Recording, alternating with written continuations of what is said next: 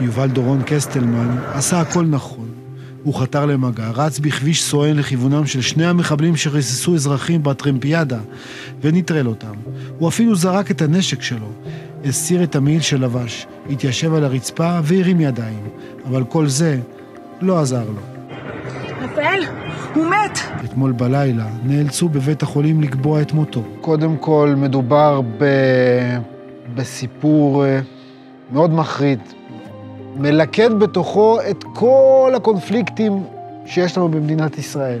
יש פיגוע, יש מחבלים, יש גיבור שמחסל את המחבלים, שבסוף הורגים אותו.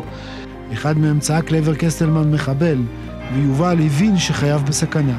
יובל מוציא את הארנק שלו, זורק אותו, כדי שינסו לזהות אותו. הוא ירד על ברכיו והתחנן על חייו, גם לאחר שנורה. יובל קסטלמן אחרי כמה דקות מפונה במצב אנוש לבית החולים פלוני אלמוני. ושם מתחילה סדרת הרשלנויות והטיוח של המשטרה. תאר לעצמך את הסיטואציה הזאת. הוא נלחם על חייו בבית החולים 9 שעות, פלוני אלמוני, אף אחד לא יודע, המשפחה שלו לא יודעת שהוא בבית החולים. רצו לסגור את זה ככה, דוץ. קבעו בבת אחת שזה דוץ, בלי לחקור, בלי שום דבר. שגיבור ישראל נורה למוות. כל אזרח ידע לעצמו. אתה מחזיק נשק, נקלעת לסיטואציה, תפעל את האירוע, יכול להיות שתמות, וינסו לטאטא את זה מירי כוחותינו. זה בדיוק מה שקורה כאן. הסרטון הזה מגיע אליי, אני מפרסם אותו, והמשפחה מתחילה לשאול את החוקרים, ראש צוות החקירה במקום, אומר לו, לא, זה דוץ. עשיתי, ראינו את הסיטי, דיברנו עם הרופאים, אין קליעים בגופתו של יובל, צריך להוציא לקבורה. בשעות הבוקר אני מגיע לכאן, לאולפן, ומתחיל להגיד, תקשיבו, יש פה סיפור שצריך לחקור, זה לא ייתכן הדבר הזה, שבן אדם, למרות שהוא מתחנן על חייו, נורה למוות ככה. המשטרה כמובן לא פלילי. אחרי שהוא נקבר, משטרה צבאית החוקרת מחליטה לפתוח בחקירה פלילית. עומדים על הרגליים האחוריות המשטרה, בדקנו את ה-CT, אין קליעים בגופתו של יובל קסטלמן, לא היה צריך לעשות נתיחה לאחר המוות. מבחינת המשטרה לא היה מה לחקור, עד שלא עלתה פה הזעקה הציבורית, ועד שלא הגיעה הדרישה מכם, מהתקשורת, אז אף אחד ברשויות לא חשב שצריך לבוא ולחקור את הדבר הזה. אני מקבל את ה-CT שעשו ליובל קסטלמן בבית החולים.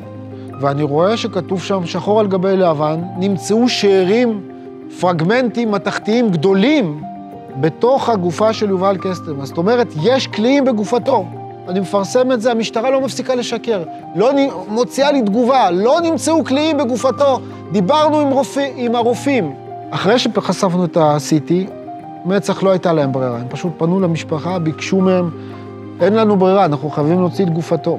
מקרה סופר חריג, דבר כזה. מאז ילדי תימן לא קרה, הם מסכימים לזה, ואז בנתיחה מוצאים לפחות קליע אחד ועוד רסיסים בתוך הגופה. רצף של מחדלים. רצף של מחדלים נוראיים, שבסופם עוול מאוד גדול למשפחה. אני חושב שזה לא קלישאה להגיד שעיתונות חייבת להישאר כלב השמירה של הדמוקרטיה. זה מאוד קלישאתי להגיד את זה, אבל אין לי ספק בכלל שיש חשיבות מאוד גדולה לעיתונות במדינה דמוקרטית. שבמידה ולא הייתה עיתונות חופשית במדינה מתוקנת, ההתנהלות של הרשויות, כמו למשל משטרה, צבא, you name it, זה פשוט היה עובר ככה, הלאה, ואף אחד לא היה מתייחס לזה, ואף אחד לא היה חוקר את זה.